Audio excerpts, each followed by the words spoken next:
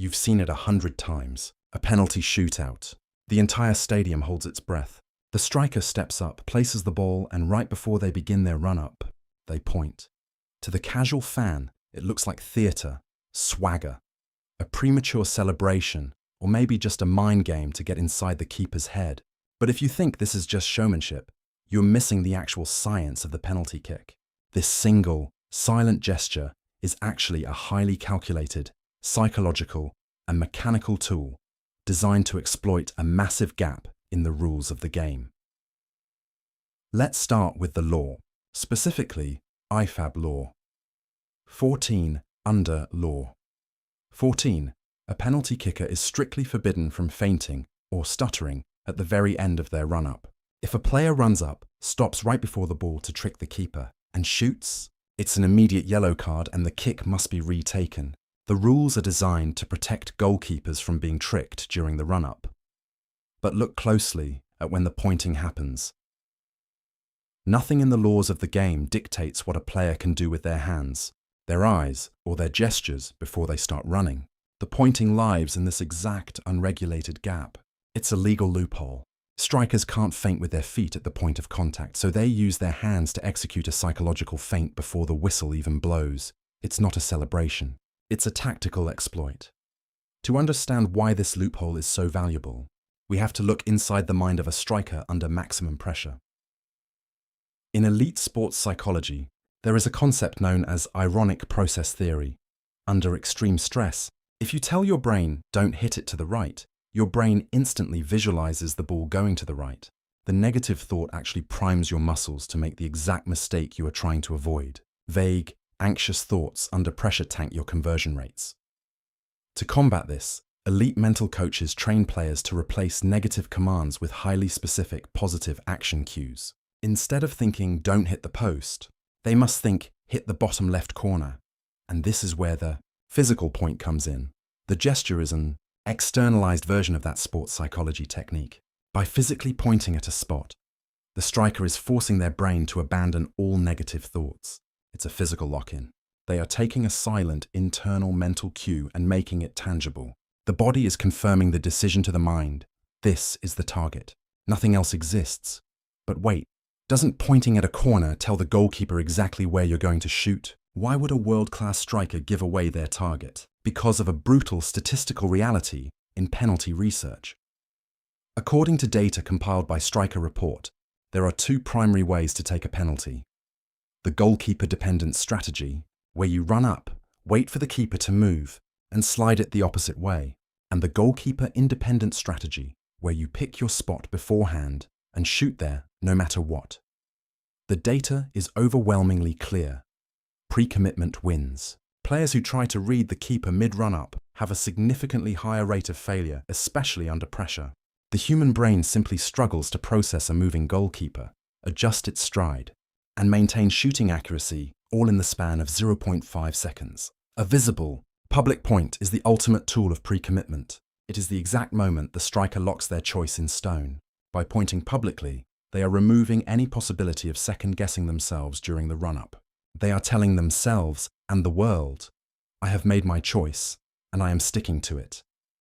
But let's look at this from the goalkeeper's perspective. If a striker points to the left, does the keeper actually believe them? According to data from Analyze Sport, goalkeepers almost never wait to see where the ball is going before they dive.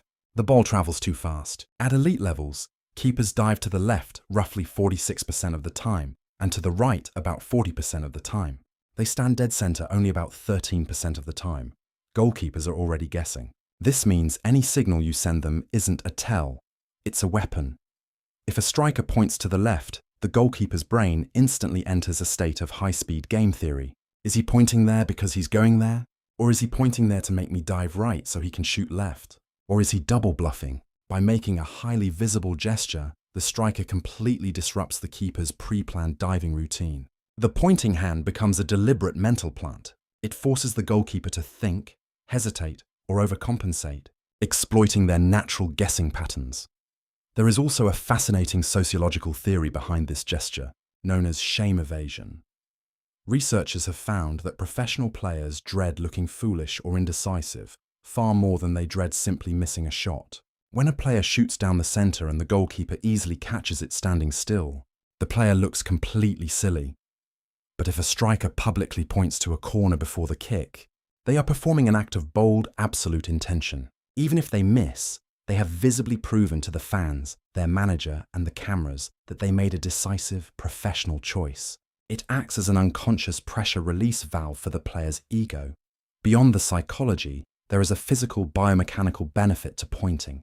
It mirrors a phenomenon found in basketball, archery, and golf called the quiet eye.